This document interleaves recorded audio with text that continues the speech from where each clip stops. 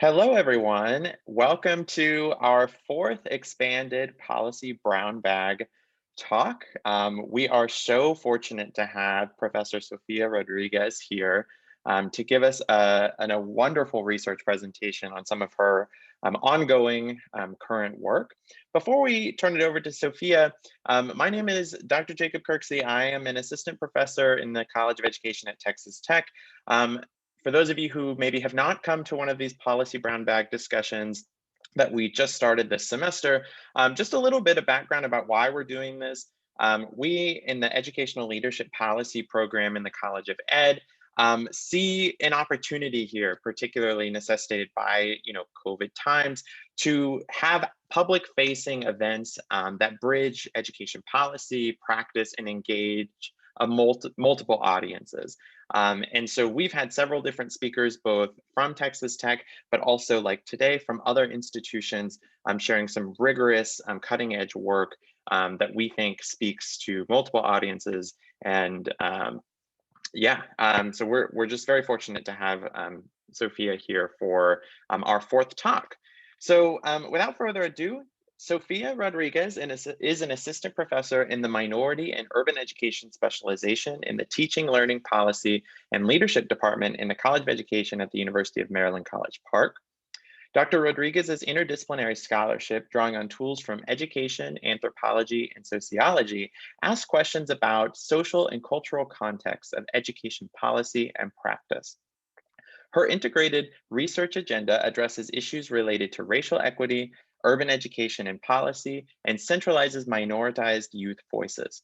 Her two current longitudinal projects funded by the Spencer and W.T. Grant Foundations, as well as the Institute for Museum and Library Services, utilize mixed methods and ethnographic designs to investigate how community school partnerships, teachers, and school-based mental health professionals promote equity and advocate for undocumented immigrant, migrant, and refugee youth.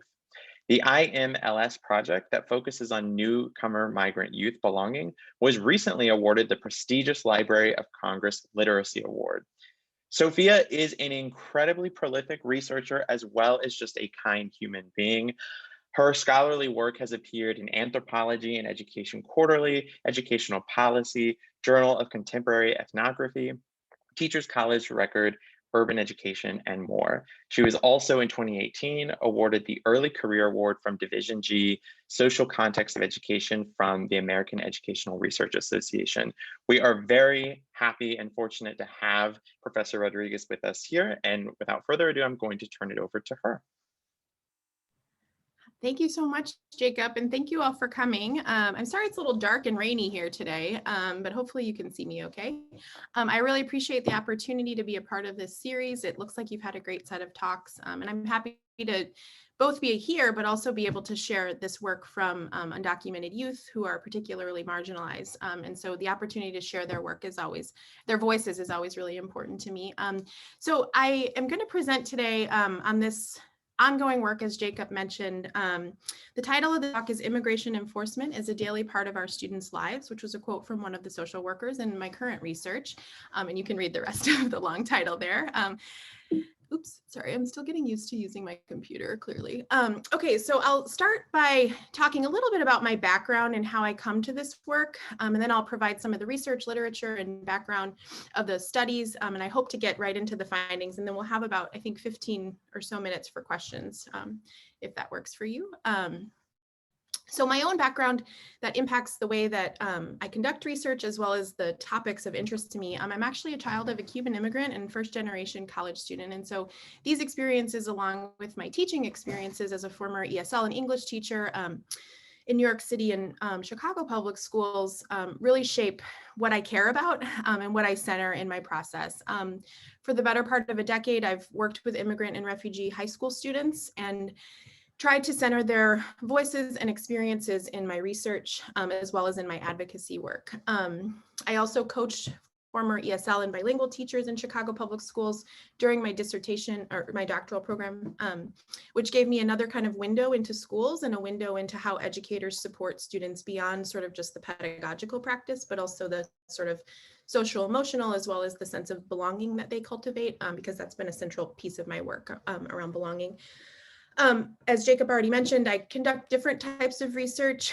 Primarily, I'm trained in ethnography as a social scientist, but I struggle with the discipline of sociology. And so I've often gravitated toward other sort of methods that have helped answer some of the research questions that I've been asking over the better part of almost a decade. And I always engage in community-based work. So whether that is a school partner, a nonprofit organization, or in one of my recent projects, a public libraries partnership with a school district, I find that those sorts of relationships between schools and community-based organizations are essential, particularly for minoritized populations, but especially for the populations that I study.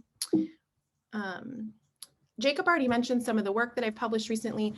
Most of my work has focused on immigrant youth, and then more recently in the past couple of years, I've started to sort of look a little bit more broadly at the ecology of the school and how educators, teachers, school-based personnel such as school social workers are supporting these students as well. So I want to start with a quote from the youth because, as I mentioned, their voices are central to my work. And I'm actually going to just turn my video off because I get really distracted when I'm presenting. So I'm still here, but I'll be back. So I'll start with the quote from the youth here. And then this is actually a piece of art that the youth produced as part of an after-school program where they were asked to sort of reflect on the notion of community. So this youth said, "We came here for a better life. There were no jobs and a lot of violence. We came here for a better life. But we are here now and we don't have rights. Immigration knocks at the door and it's like being in jail. You can't do anything or go anywhere. We are stuck. It's hard here. We're free and not free at the same time." So part of the reason I start here is obviously to center the youth experiences. And as many, I'm sure of you know, there are over 10 million undocumented migrants in the US. And actually that number is a little bit dated. I think it's up closer to like 11.2 in the last 2018 numbers I read. And this particular, a high percentage of these undocumented immigrants are of course children or children within mixed status families. And they face a number of educational barriers as well as barriers to resources and social mobility. Another piece, a recent piece by Grace and Roth that came out has talked about the bureaucratic neglect and surveillance that these populations face, and I'll get into sort of the surveillance component today. But one of the other pieces of my work that I've been trying to sort of evolve and develop over the past year or so is to talk through the ways in which that they enter into racialized social systems, which is what Eduardo Bonilla Silva calls this, as well as the US racial hierarchy that Omi and Winant talk about in relation to racial formation in society, because a lot of the previous ways that we think about immigrant mobility have sort of hinged on assimilationist or like their levels of integrability, which I can never say, within to sort of a white supremacist system. And I think that's important to acknowledge, particularly in our current moment, and I guess the last 4 years also. I won't spend too much time on the research literature, but where I'm coming from is from the sociology of immigration literature on the context of reception that I find a little bit limiting in terms of when we're talking about this concept of racialization or the racial hierarchy in the US. Also, more recently, Tanya Golash-Bosa's work has looked at these nested contexts of reception to try and sort of draw out the different ways in which different contexts impact immigrants' access to resources and mobility.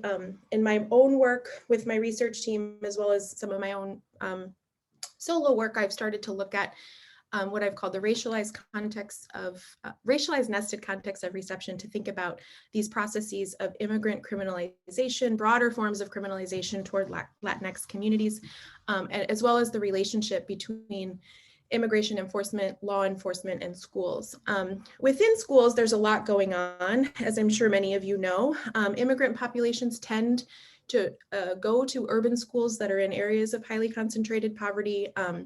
Some of the programs and practices within those schools employ deficit-based narratives, which of course creates isolation, as well as a lack of belonging for these students. And so that's partly why I look at the community-based spaces as well, because there tends to be stronger solidarity and opportunities for empowerment for young people in particular. And then again, I'm focusing here today alongside the youth on the school-based personnel who in the past research, the focus has been on leaders and teachers in particular. And so our work on school social workers contributes in that way. again, one of the things that I mentioned is this importance of looking at these different nested contexts of reception, in particular, the ways processes of racialization impact how immigration enforcement sustains these racial hierarchies through their practices and surveillance in schools and communities. In my past work, sort of building up to some of this along with the context of reception, I've particularly looked at the state context of reception. And this is a really cool tool for those of you who are studying or potentially studying any immigration issue at the state level or community level. But these two researchers put out what they called an immigration climate index. And I found this really helpful in my work because I do some policy analysis work, and the circles there represent the states that I've actually studied immigration issues as well as immigrant students. And so across my research, what I've found is that policies are, they have their range from anti-immigrant to more inclusive, but even in some of the more inclusive states like Connecticut, where I've studied, as well as in Chicago, where I did my dissertation research, these tend to be more sort of like, quote, pro-immigrant states, but there's still state policies that negatively impact immigrant access to resources. And so I think it's really important if you're doing this work, to think about whatever context, whether it's the host society or the state context in particular, how this might inform or shape the everyday lives of those who you are studying. As I mentioned, Golash Bosa's work has sort of evolved the notion of context of reception to look at these layered nested contexts. And I'll focus again. She talks about the governmental, societal, and institution. And I just put some examples up here from my own work as well as from hers to sort of show how this functions. And again, my sort of contribution or entry is really to think about the societal ideologies toward immigrants, particularly, as I mentioned, through these processes of racialization and the broader criminalization of immigrants, as well as how ICE particularly both sustains these racial processes and racial meanings toward immigrant groups, as well as what Verma and colleagues have called created and sustained this school to deportation pipeline, which refers to the relationship between the criminal justice system, law enforcement, as well as ICE, and how it's encroaching on schools. Excuse me. Okay, so turning kind of down from the macro sort of policy and institutional levels into the more recent conversation about how immigration enforcement is encroaching K-12 settings. Different researchers have started to talk about this more deeply and specifically in the past few years. So the impact of immigration enforcement has been felt. It's impacted school climate, and you'll hear more about that in this research that I'm talking about. It's the school to deportation pipeline that I mentioned. Other researchers have talked about how it's increased student absenteeism, and I know, Jacob, you've done some of that work as well. And then the decrease in student achievement. That study by Patricia Gandara and was really foundational for the social work study that my teammates and I have engaged in, because we looked pretty heavily at their survey and how they crafted it to think about these questions of enforcement. So if you're interested in the enforcement stuff, I highly recommend that piece. And then, of course, others have talked about the negative consequences broadly on Latinx students' mental health, and you'll see that in the youth voices that I present as well. So what's missing from this, as I mentioned, my work has really tried to promote and center youth voices, and I think that is something that's been missing from the enforcement literature. And I think partly that's access to youth can be difficult. I know more in sociology, there's a few folks who are trying to promote youth voice and center youth voice. And then again, our contribution being around social worker perceptions of immigration enforcement and how it influences their advocacy and actions. So I'm actually going to present from two studies. So I'm going to sort of give you an overview of the research studies, but if you have questions about the particulars, I'm happy to answer those. So for the better part of almost 6 years, I've done multi-site, multi-state work with undocumented youth across 2 projects. And that field work has occurred in schools and community-based spaces, after-school programs. And I've primarily looked in that project at the experiences of racialization, youth perceptions of citizenship, and the impact of IE on their sense of belonging and access to resources. And then more recently, the mixed method study, which is a national study of school social workers, and that's ongoing.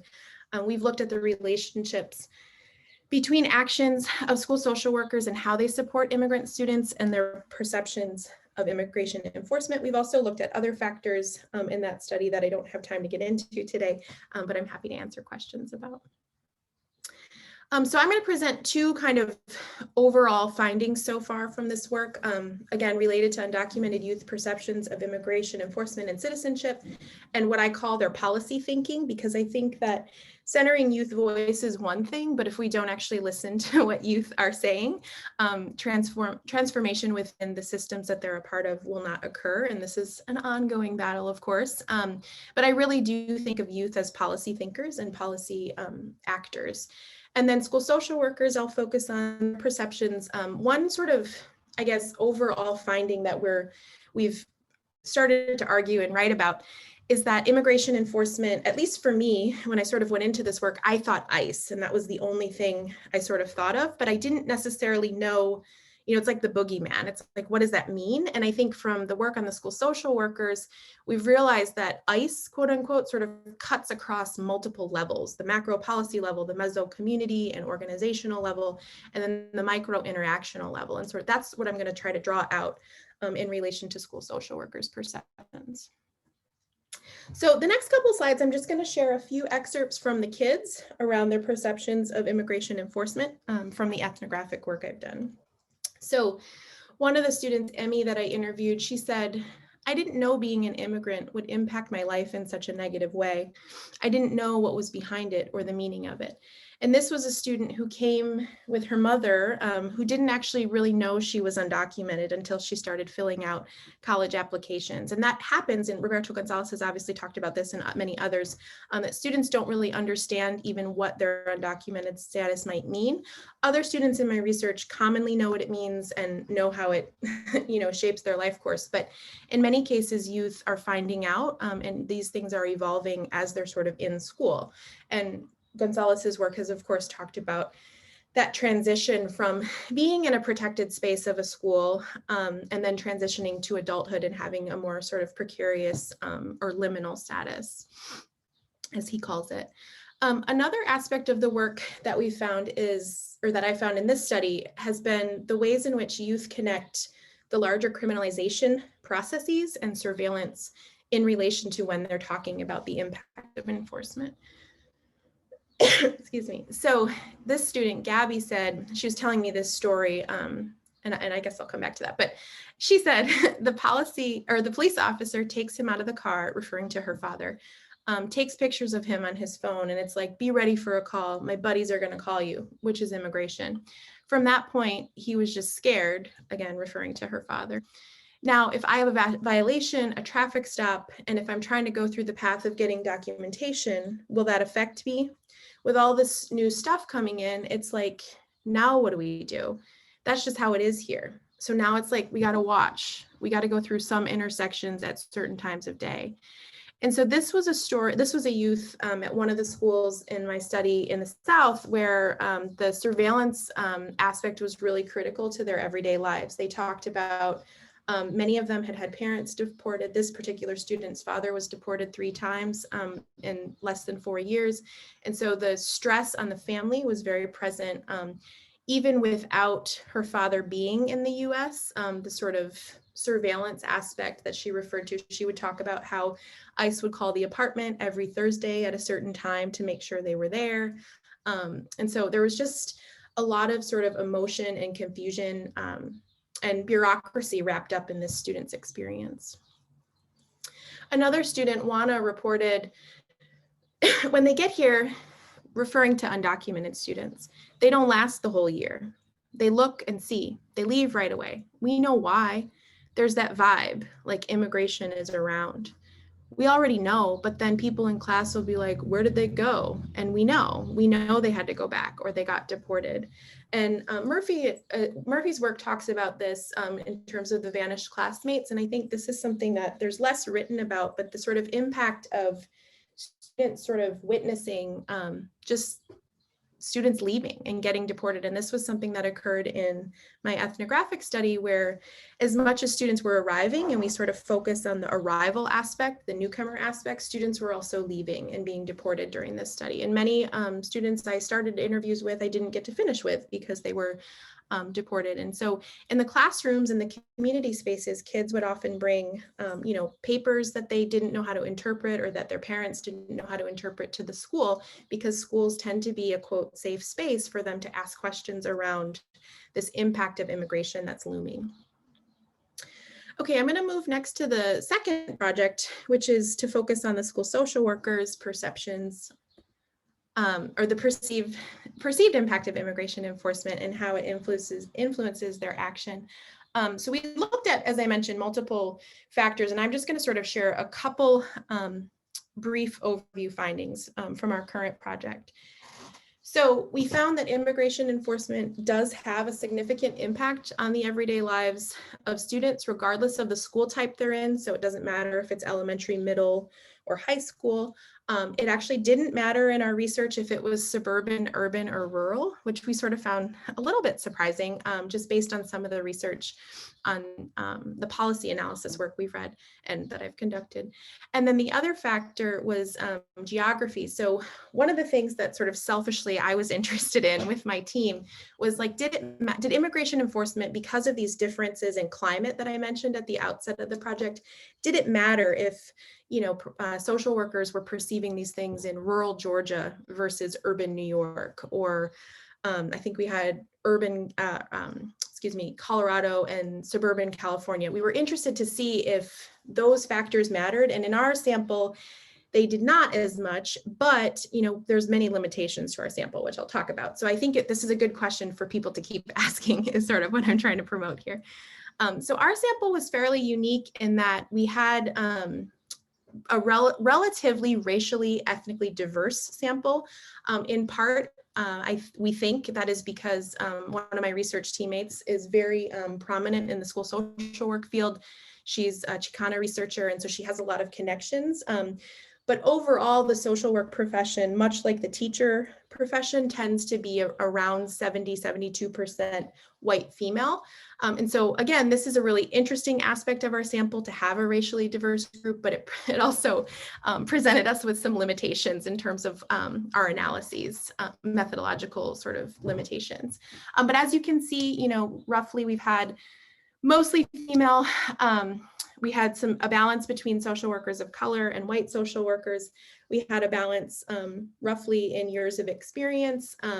And then we had some overrepresentation from some of the regions, as you can see, the South. And we think, of course, that's because Ben, my colleague, and I work in the South. And so we think that perhaps, our recruitment, or even just being in institutions in the Southeast, could have had an impact on that. We did recruit widely. We sent information to the distribution list that is part of the National School Social Work Association.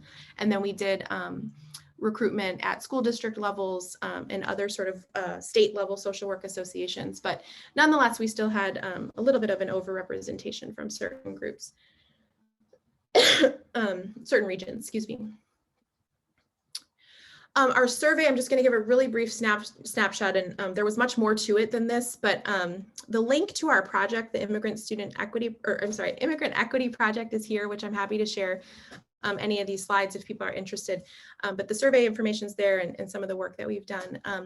But again, we looked at social workers' perceptions of immigration enforcement. These items were primarily around, and this again kind of connects with some of the work I know Jacob has done, as well as the Ian Gandara work. We looked at student absences, shifts in behaviors or emotions, social workers' perceptions of efforts to apprehend or deport immigrants. We also looked at school social workers' extent of action. So what were the types of actions they were taking to support immigrant students? And there were many. I think we had maybe like 14 or 15 different types of actions, but these are some of the more important ones. Referrals for mental health, legal counseling, did they do home visits or any sort of, in some cases, social workers drove immigrant students to their immigration hearings, things like that. And then the other thing we looked at that I'm not going to talk about today is their perceptions of local support. Just because I have a background in education and I've worked extensively in public schools, I thought perhaps that school climate or perception of school support from administrators might be sort of something that either promotes or it hinders social workers' ability to advocate for students. So we asked a number of items around that. On the survey, we also had open-ended options for some of the immigration enforcement and action questions. And I think we had a sample of 515 and then about 120 provided open-ended responses. And so we've analyzed that data as well.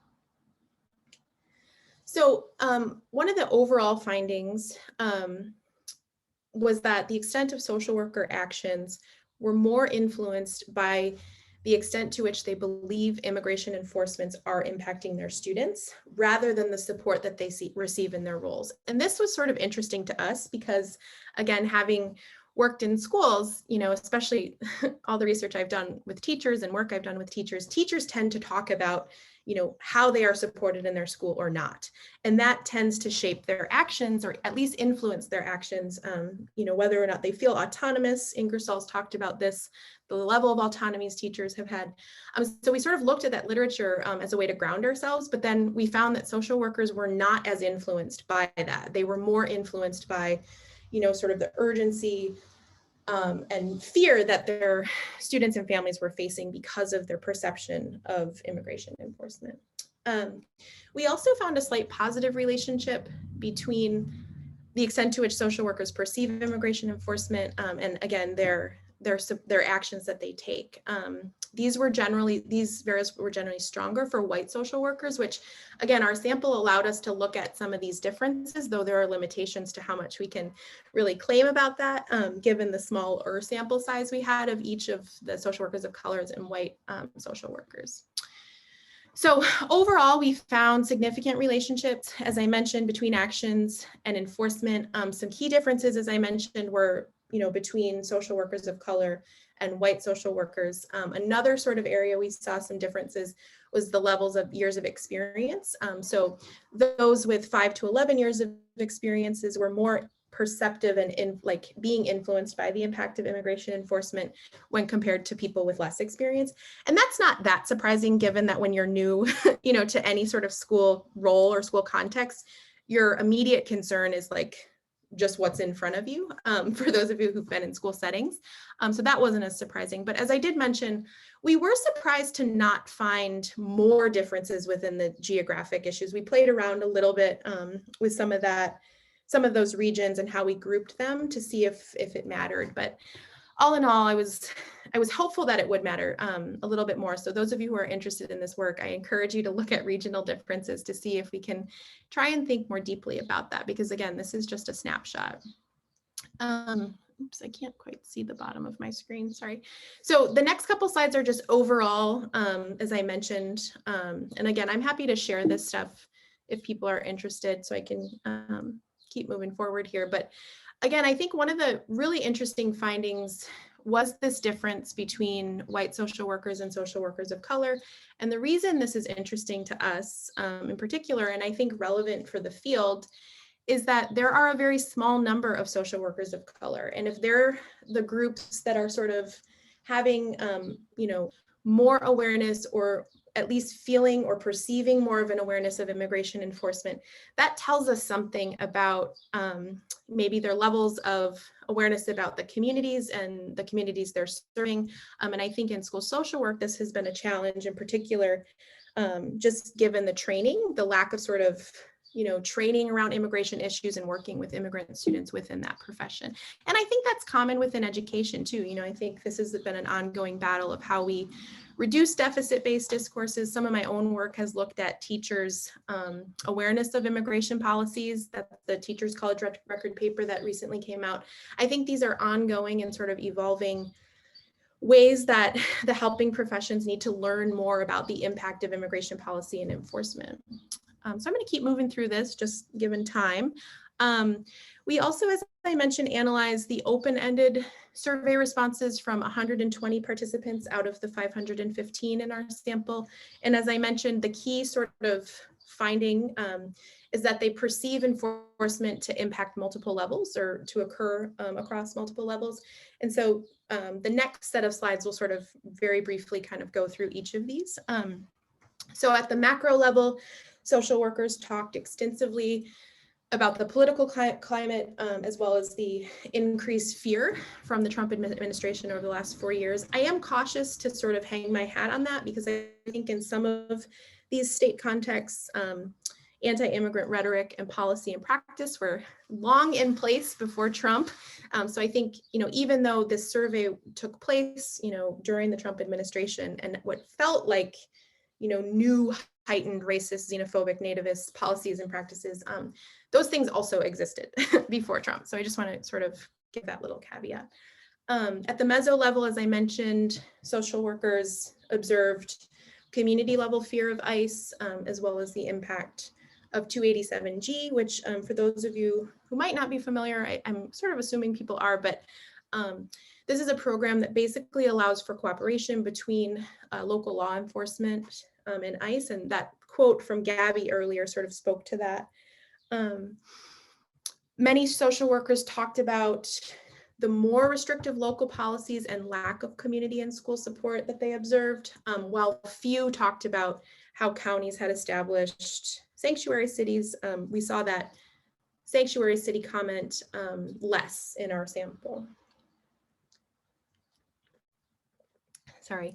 And then at the micro level, they talked about interactions with youth and families, particularly building trust and the various types of programming that they engaged in and often developed on their own to support immigrant students. So a number of social workers talked about know their rights programming within their schools and communities. So I'm not going to read all this, but again, the political climate and enforcement was something that came up very frequently in the open-ended responses. So I'll just share one quick example. I would say that immigration enforcement is something that my students always worry about. They love their families and worry about separation. The huge cost to students when they are separated from their families cannot be underestimated. And so this was common. We coded, I think, fear on many levels from families and communities. Separation, ICE raids that were happening locally. This was something that we saw in Georgia, in New York, and across the nation. These sorts of similar concerns around the negative political climate and the anti-immigrant policies, practices, and surveillance of ICE and the raids. At the meso level, social workers talked, we kind of broke this down into community and school, although school district is also sort of organizational. So I'll just share a couple examples from their perceptions of the impact of enforcement at the community level. One social worker from rural Georgia said, "Our city relies on the work of immigrants in the poultry industry. There was fear and panic amongst our families due to immigration raids at meat and poultry factories in other states. There seemed to also be an increase in arrests due to driving without a license. Once our families were booked to the local jail, they were eventually deported." Another suburban Georgia social worker said, "In my state, the 287G program is widely enforced and our undocumented population lives in fear of deportation a great deal of the time." At the school level, we are not able to sort of say definitively this is what happens, because as you can imagine, schools are microcosms of communities. And so there's so much variation in what's happening in schools. And so we found generally that there was moderate to little school district level support. This particular social worker said the school district, like many, does not care.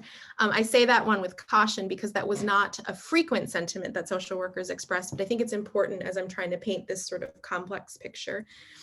In Colorado, another social worker said the lack of understanding that the staff has around the living conditions within the countries where these students are coming from is very frustrating. Discipline is not the answer, but having a more trauma-informed approach. So this was also something that came up, and it's not in this presentation, but it's something that we just finished a paper around kind of social worker awareness and attitudes toward immigrants, their racial attitudes in particular.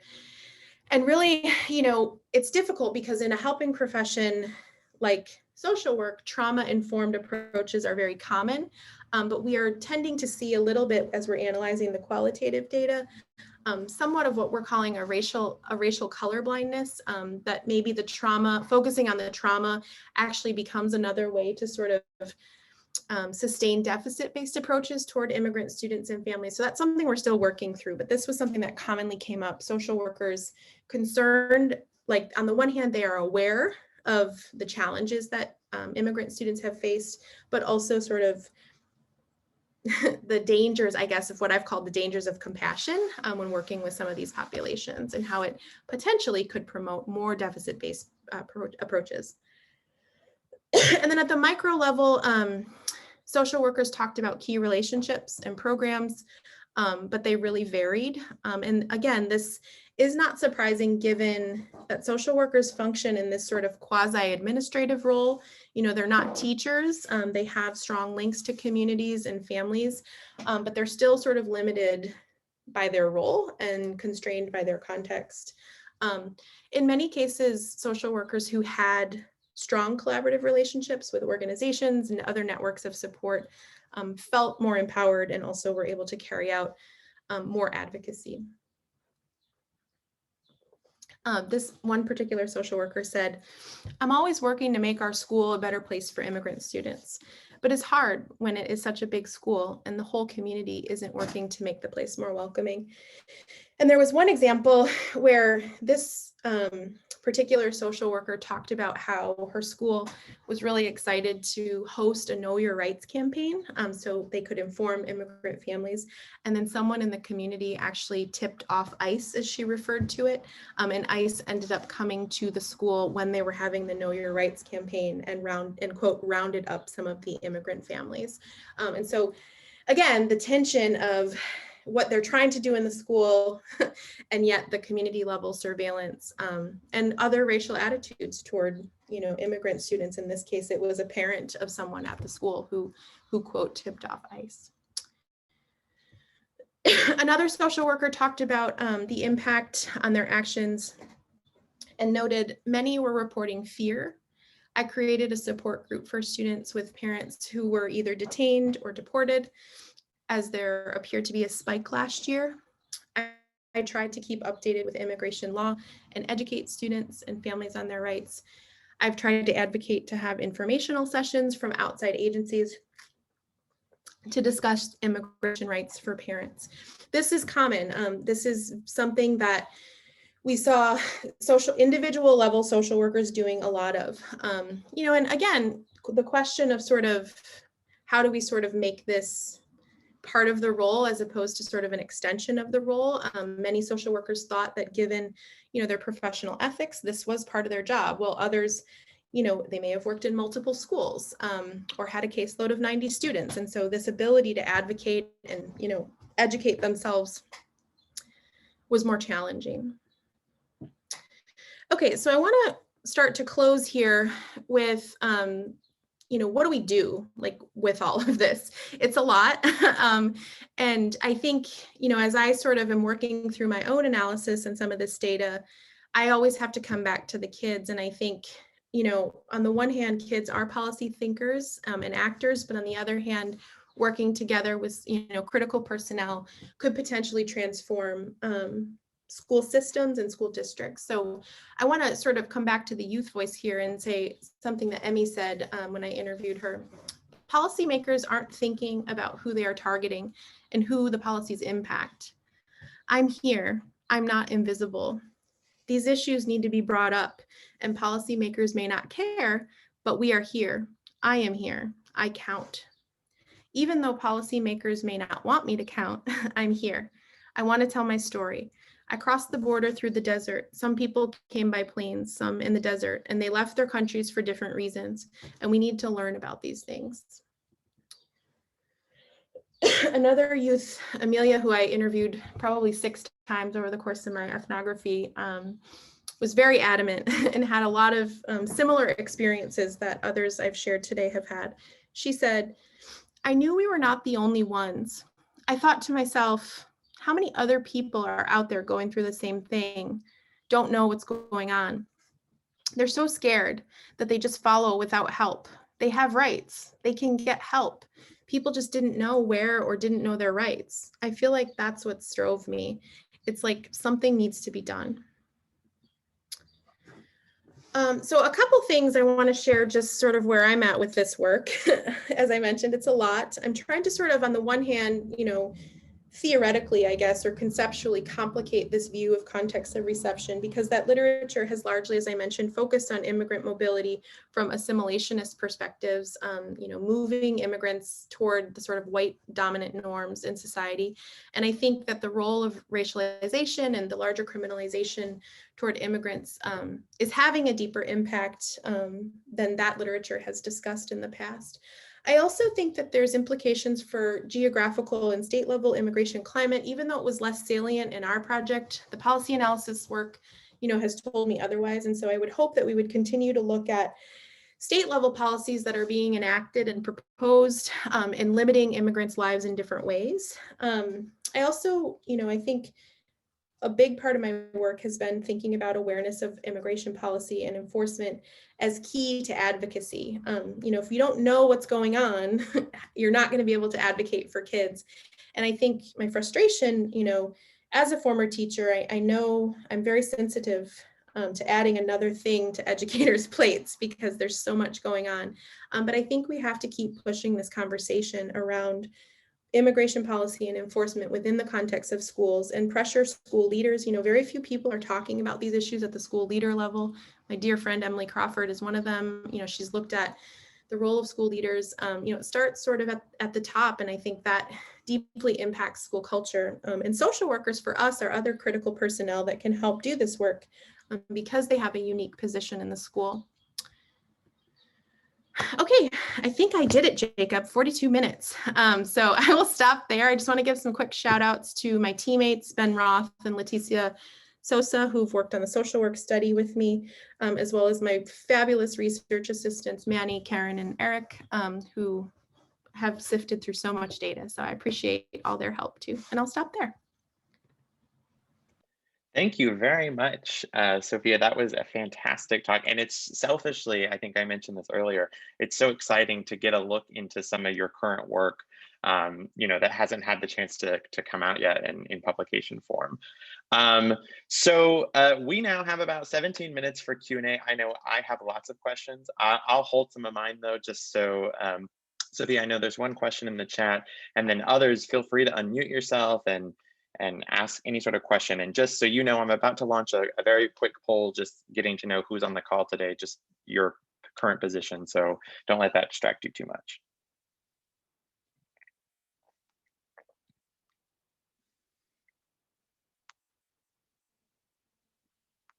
Oh, I think you're on mute, Sophia.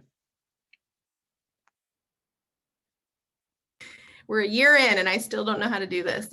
Sorry.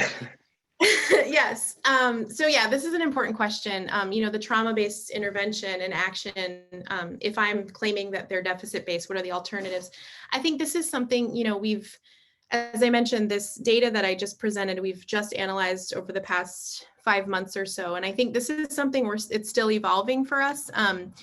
So one of my teammates has written pretty extensively about school social work practice. And so, her lens has been to incorporate the work of the borderlands. And so we have a paper that just came out in Social Service Review around, we created a model for an alternative to trauma-based approaches.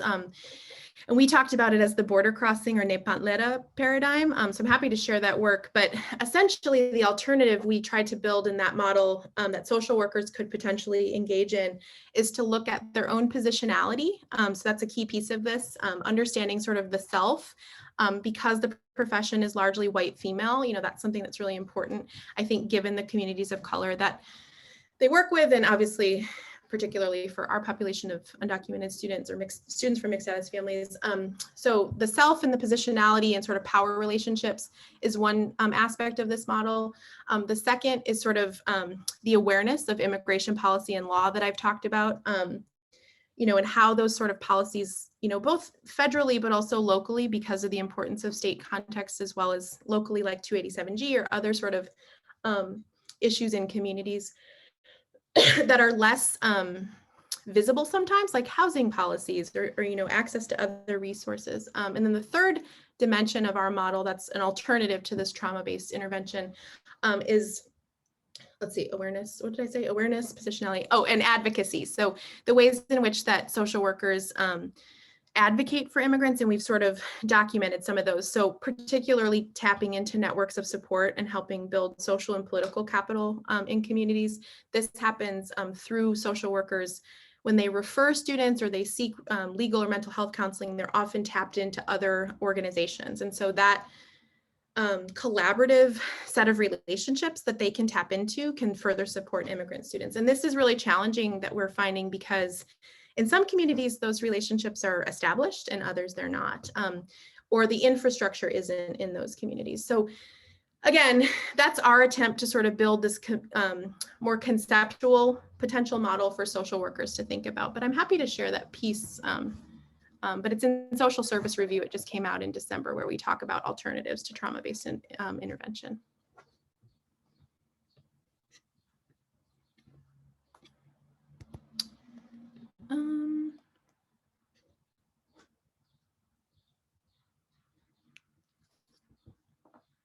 Oh, okay, so I should just keep answering these, sorry.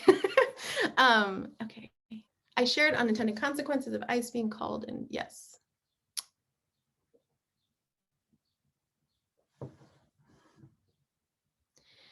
Yeah, so I think if I understand the question, I think social workers were generally aware of things as they happened, right? So because there's no sort of training within their programs, they're not necessarily going into their jobs with awareness of immigration policy or enforcement.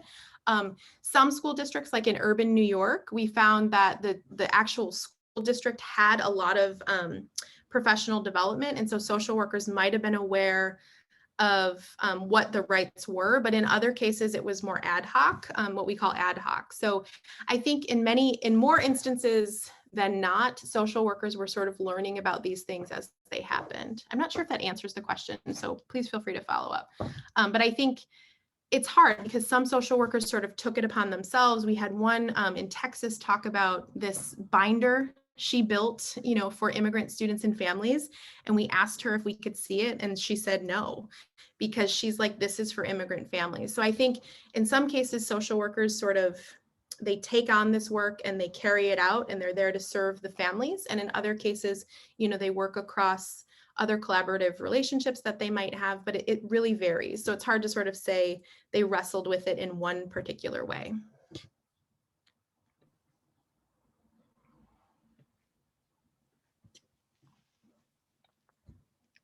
I had a question. Let me turn my camera on. Hello. Hi. Hi. Hi. Hi, I'm Leandra. I'm a Ph.D. student at the University of Houston. And I wrote some notes here, but you mentioned your interest in the societal ideologies and also Latinx student mental health. Mm-hmm. And you also talked about kind of the perceptions of the political climate.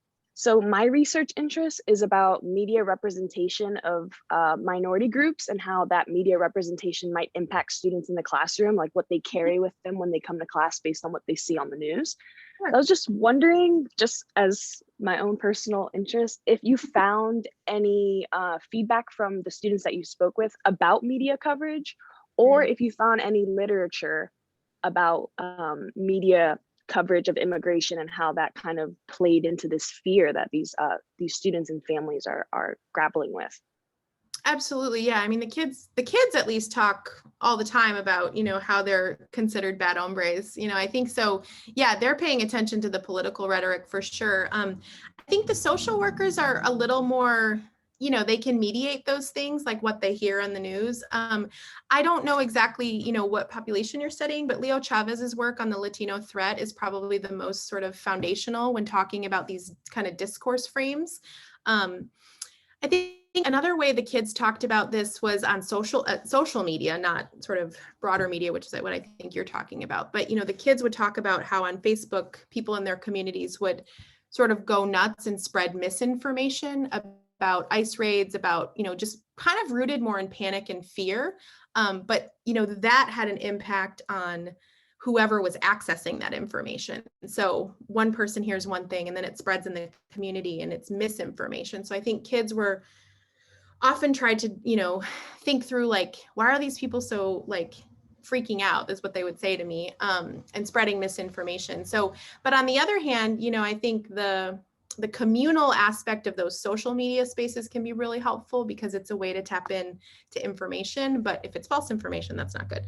And I think the other way that I've looked at this, I've done more policy discourse work than media discourse, but I think you could connect with that policy discourse, like how are we looking at, and I don't know if you work with Ruth, do you work with Ruth Lopez? Because she does that work as well. Yes, I'm on her research team, yeah. One of her students. Okay, yeah, she actually, I would recommend her work as well, because she's obviously written about that. But I think if you're interested in, you could think about it differently, but definitely the racialization framework, I think would help think about how groups are presented in policy or media discourse and how these processes of assigning racial meaning, the bad hombre becomes a way we think about immigrants, right? Because it was, presented in a media space. So yeah, I think that's definitely areas that you could look at that. But Leo Chavez's work is pretty foundational in terms of at least the Latino threat, because again, these discourses produce ways of thinking about different populations, and that becomes sort of normalized and legitimized within this sort of framework of society. Thank you so much. Yeah.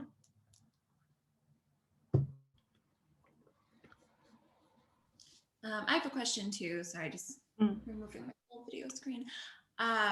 So I'm an interested teacher, and I used to work in urban Colorado, actually, and so I was interested to hear about that location of your study. And just something that we had in my school, there was like a group of students who, like, they were the main voices. They would start the conversation and host informational like evenings for parents, and you would actually go to City Hall and try to engage in some conversations with politicians. And I was just wondering, based on your comments about like youth as policy advocates, is that something that you saw in your research? Like, is that sort of all around the country, or just wanted to hear your thoughts on that? Yeah, that's a really great question. And I think, on the one hand, the social work study sort of gives us a national snapshot, right? And then my localized work helps sort of, I guess, deepen that understanding. So that's where I think the state and local context actually matter, and the infrastructure that's in place. So for instance, my work in the Southeast, those were extremely anti-immigrant climates. And so for undocumented students to go march the school board or the streets, it's not going to happen.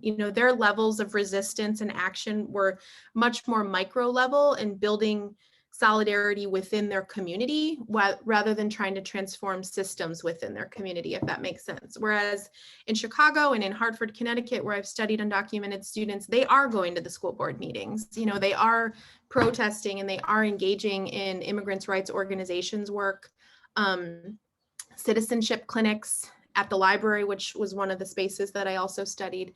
And I think in part those cities are more sort of inclusive toward immigrants, not to downplay the challenges they face in those communities, but I think it's hard. It's really hard to see it in one way, because I think resistance at the grassroots level is going to come from the communities that are being impacted, but also they have to work within those systems that they're in. And so, I think because of the fear in some of the more anti-immigrant spaces I've studied, I didn't see that sort of large scale, like storm the school board.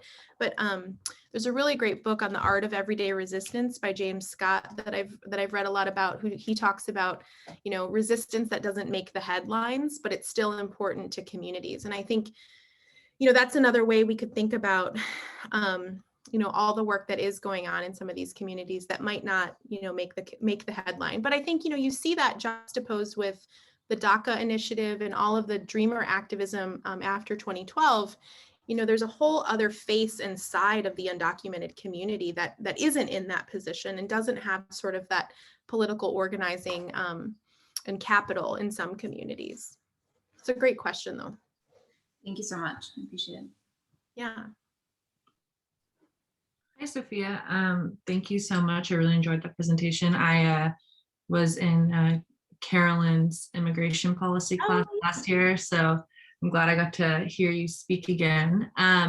But I have been working with Jacob on some projects looking at the way that first generation immigrant and undocumented parents interact with schools, specifically looking at the special education process.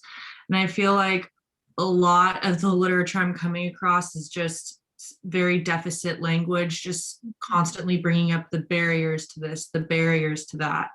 And I feel like all the papers always have these giant recommendations like, oh, schools just need to incorporate the cultural and and values of this group of parents to be more successful in increasing participation. But a lot of the recommendations end up just being like a bilingual program. So have you seen any examples of schools taking really actionable steps to successfully incorporate the values and beliefs of these parents or the students? It's a really great question. The short answer is no. The longer answer is I'm actually working with a couple faculty at Maryland. We're in the beginning stages of kind of thinking about this similar question with a community organization that has centered youth, immigrant youth, but trying to figure out how to engage with families or involve families. So, and the parent side has not been my focus over the years.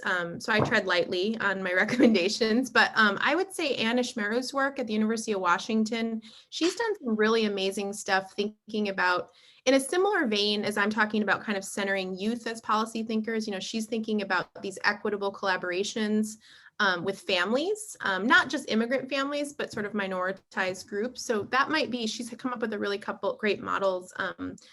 And then the other person I was thinking of, it's an older book. It's called A Cord of Three Strands that was written by Sue Hong, who worked with Mark Warren. And they talk about sort of these community-based kind of relationships where community organizations, once again, become a kind of a bridge between the family and the school. And I think there's some good stuff in there around thinking about, because I think the old way we thought about parent engagement was like they come and, hand out papers at the school or like help serve lunch, or these sort of kind of superficial ways of thinking about a parent being involved or engaged. And so I think integrating parents, but also if you're thinking about undocumented populations or mixed status families, the school isn't always a safe space. And that's where sort of other critical personnel in the school might provide more of a bridge. Because culturally, a lot of families might think like the school, the kid is at the school, it's the school's job. And I think there's a misunderstanding around, what engagement or involvement, what might even mean for parents or what their perceptions of the school are. And asking those questions, I think, is really important. I don't know that that's written about anywhere, though. So I would be curious what you find. But I think Anna Schmero is doing some pretty powerful work around equitable collaborations with families. I think she's kind of leading the conversation right now about that. Awesome. Thank you. Mm-hmm. I'm not paying attention to the chat. I'm sorry. No, I think it's all good. We have time for one quick question if anyone has one. Okay.